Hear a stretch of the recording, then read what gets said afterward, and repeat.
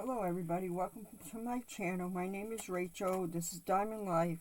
Today we are going to do A Tale of Two Cities chapter 12. It's only 14 minutes long, but we're going to do a different one. The reason why is I have so many. I have this book that I got things in. Each chapter in here is for a different thing that I'm doing. Like this first chapter is for color, what I'm working in progress. And then my diamond paintings here. I have my ostrich, my butterfly bee that I'm doing, a freestyle one I'm doing. I haven't shown that yet on YouTube because I want to see how it comes out first. My angel girl, which is this one in progress, and the starry night, which is almost done. So you might see different ones on here instead of the same one all the time, because I'm trying to get them all done so I could start working on something else. And then after I'm done, I'll cross it with a highlighter that it's all finished and the date. And I do have a book, a Diamond Life book that I use. And this is cross stitch. I just got into cross stitch. I got 2 going on that. Then I have this book here. This is where I got this from Amazon a long time ago. And I take little pictures and I put the pictures and all the detail and where I bought it. And how long it took me. I rate it. Let's see. Yeah, hours spent unknown because I didn't know. But now I have a calendar that I'm doing. And I write everything in my calendar. Of how long I do it and stuff. So I know how many hours it took me. I'm sorry, I'm right up at the microphone here.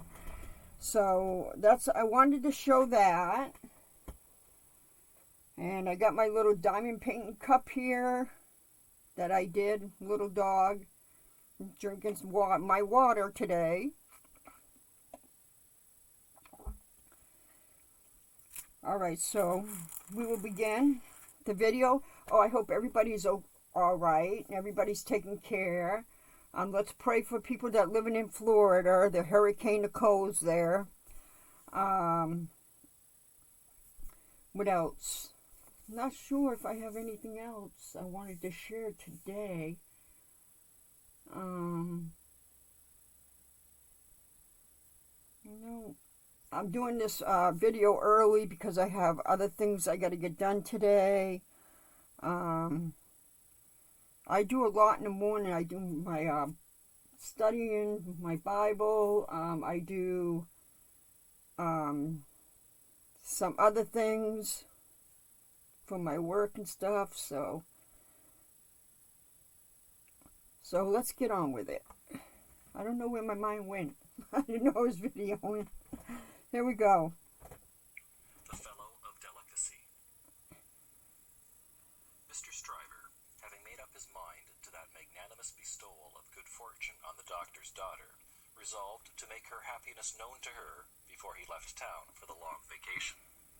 After some mental debating of the point, he came to the conclusion that it would be as well to get all the preliminaries done with, and they could then arrange at their leisure whether he should give her his hand a week or 2 before Michaelmas term, or in the little Christmas vacation between it and Hillary. As to the strength of his case, he had not a doubt about it, but clearly saw his way to the verdict. Argued with the jury on substantial worldly grounds, the only grounds ever worth taking into account, it was a plain case, and had not a weak spot in it. He called himself for the plaintiff. There was no getting over his evidence. The counsel for the defendant threw up his brief, and the jury did not even turn to consider. After trying it, Stryver, C.J., was satisfied that no plainer case could be.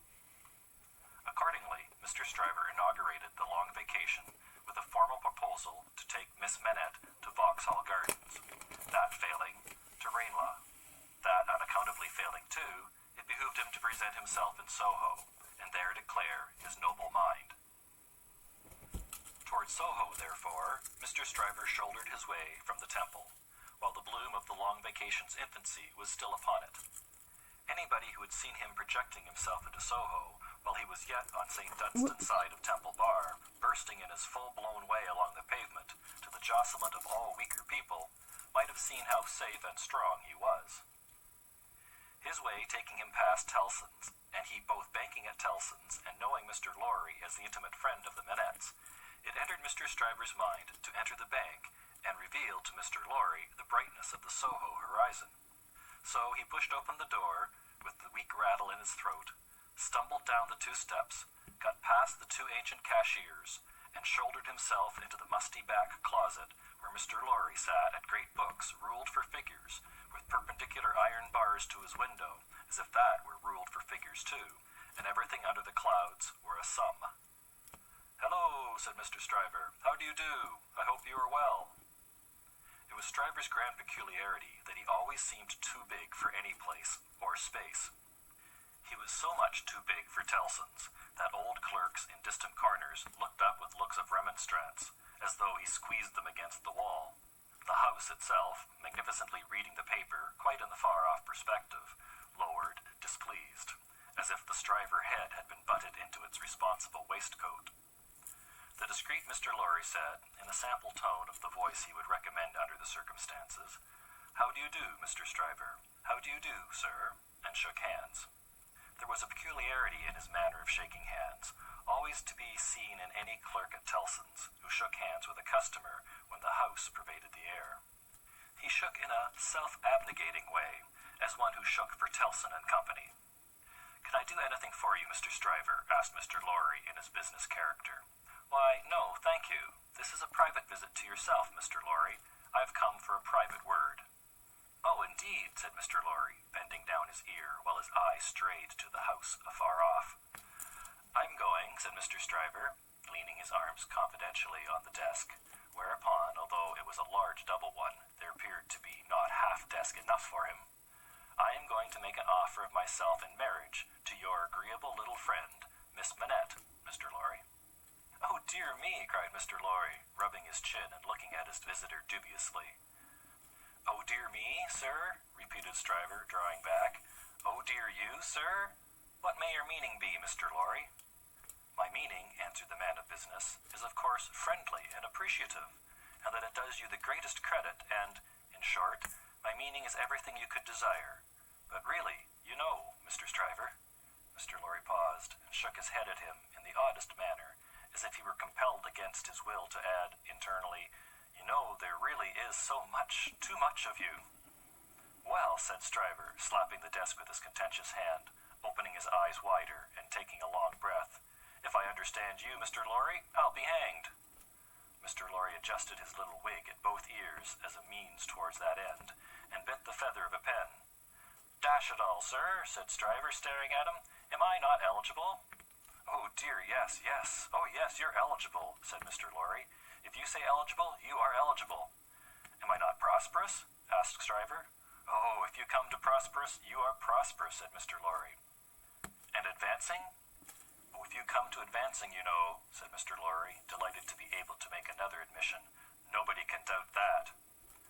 "Then what on earth is your meaning, Mr. Lorry?" demanded Stryver, perceptibly crestfallen. "Well, Were you going there now?" asked Mr. Lorry. "Straight," said Stryver with a plump of his fist on the desk. "Then I think I wouldn't, if I was you." "Why?" said Stryver. "Now, I'll put you in a corner," forensically shaking a forefinger at him. "You are a man of business, and bound to have a reason. State your reason. Why wouldn't you go?"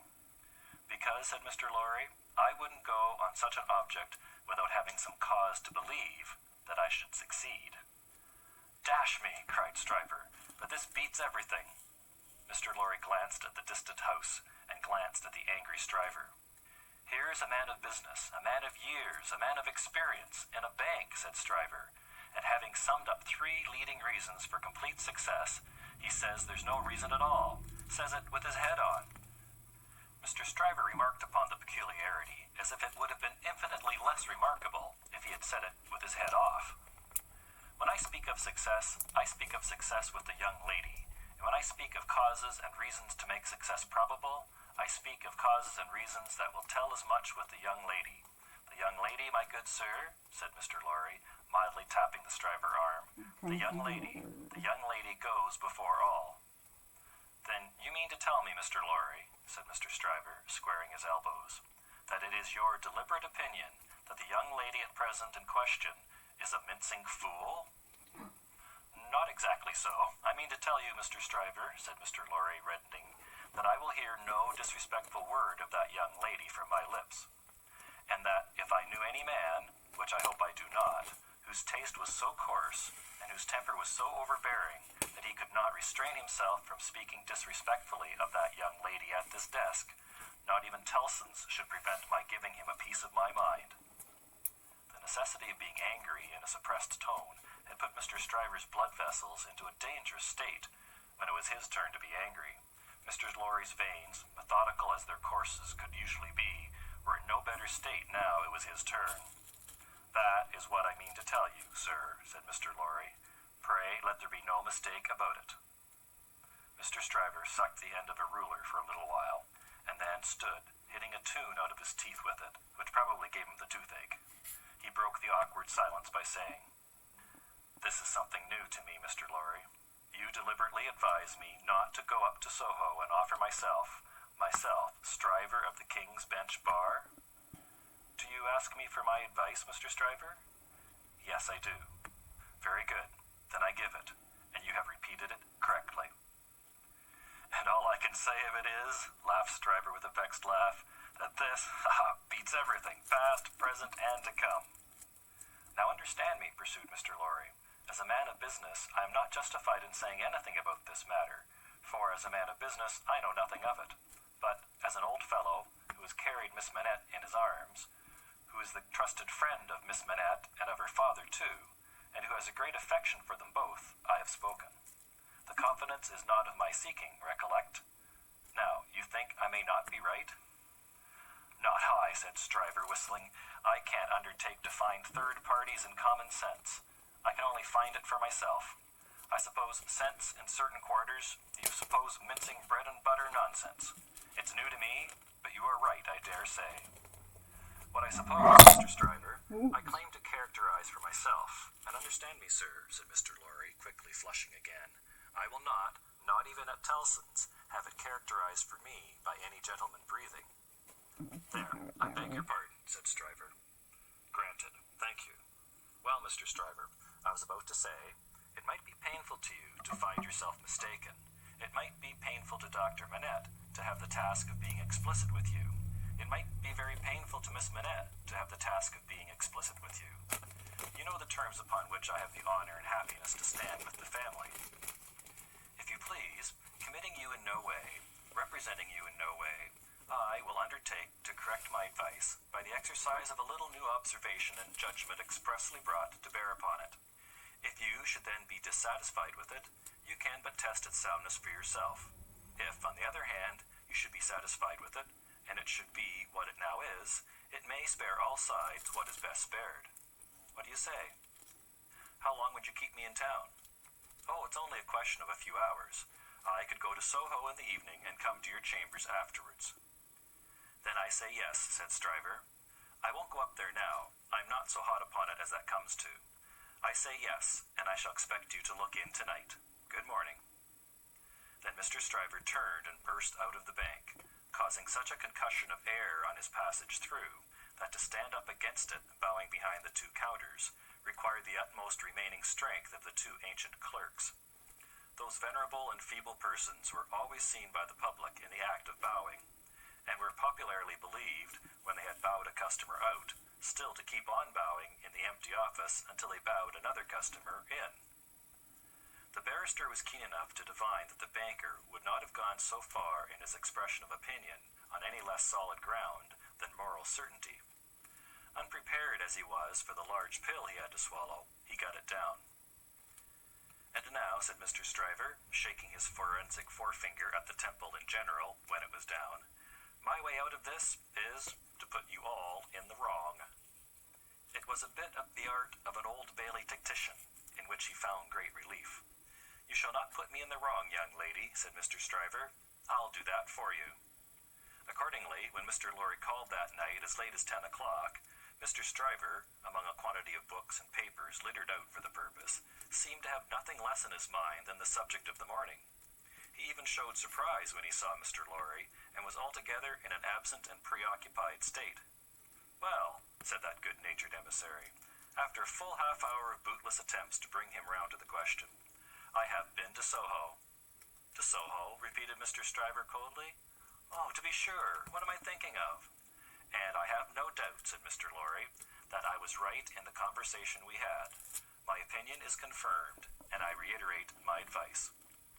"I assure you," returned Mr. Stryver in the friendliest way, "that I am sorry for it on your account, and sorry for it on the poor father's account.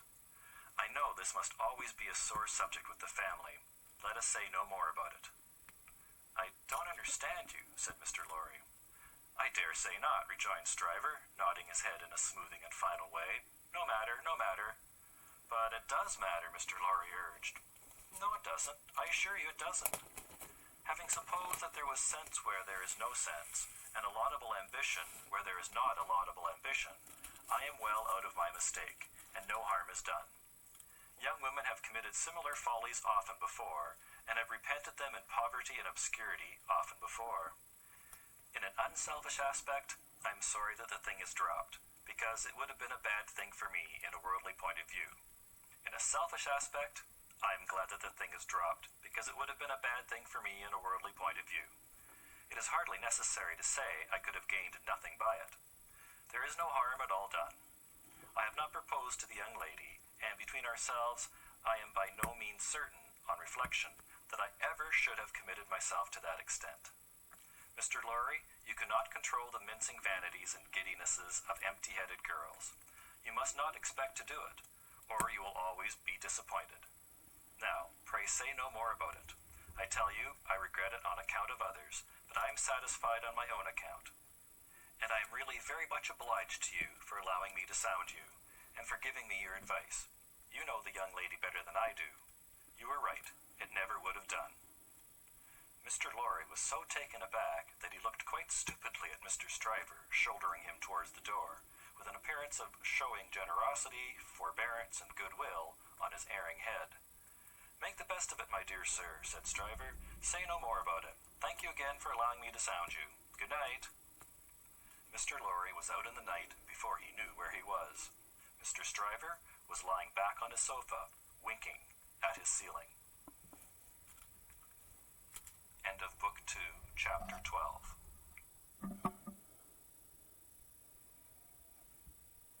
Okay, guys, that was the end of it. I got a little bit done. I might work on some more later if I have time today. Next time will be chapter 13. I don't know if you'll see this one or my ostrich or my bee. The bee I'm having a problem with. The beads won't stick. I don't know what's wrong with that one. But thank you for watching. And if you like my content, please subscribe. And I hope you all have a great day. Thank you for watching.